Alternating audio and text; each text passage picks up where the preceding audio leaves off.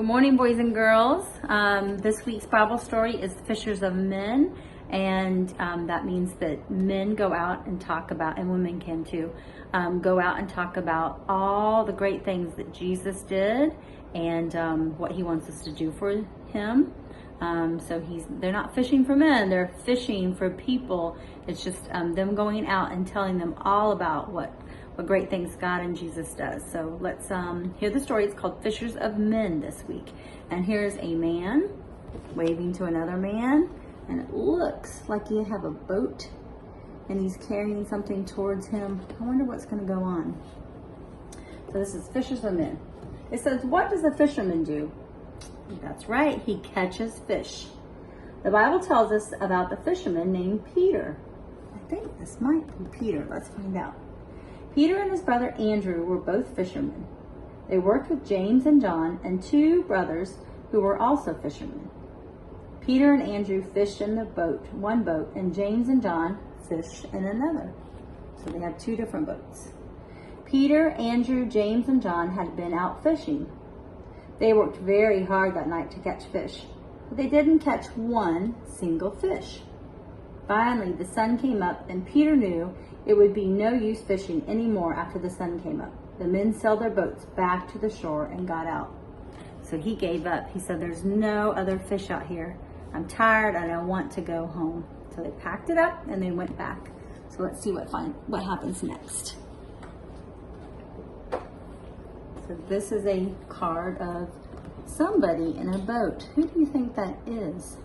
With all these people crowded around him to see what he says. We've talked about this before. The big crowds came to hear. That's right, it's Jesus. Jesus is here talking to the people. Let's find out what he has to say.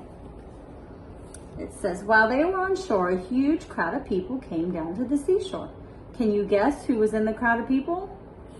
That's right, it was Jesus. He had been teaching the people, and more people kept coming to hear him teach until there was a big crowd of people. Jesus asked Peter, may I sit in your boat to teach the people? I think I would have said yes. Peter invited Jesus to get in his boat. Peter and Andrew took the boat a little way out from the shore. That means they're leaving the beach part. They're going out into the water. And Jesus sat down and began to teach the people. After Jesus finished teaching the people, he turned to Peter and said, sail the boat out into the deep part of the sea and let down the net to catch your fish.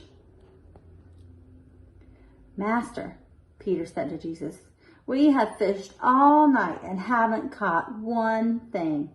But we will do what you say.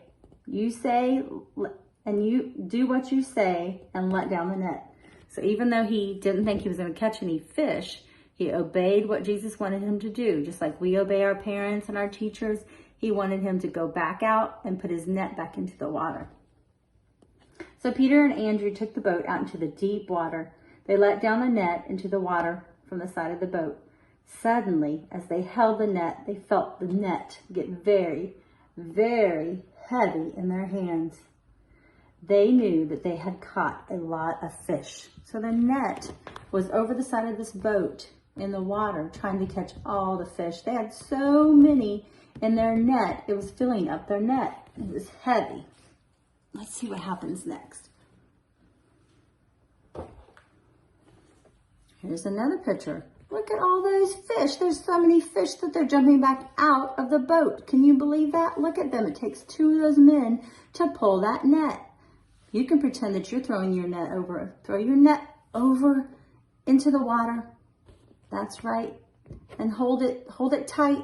Hold it tight. Keep pulling, keep pulling, keep pulling till you catch all these fish. Let's see what happens now.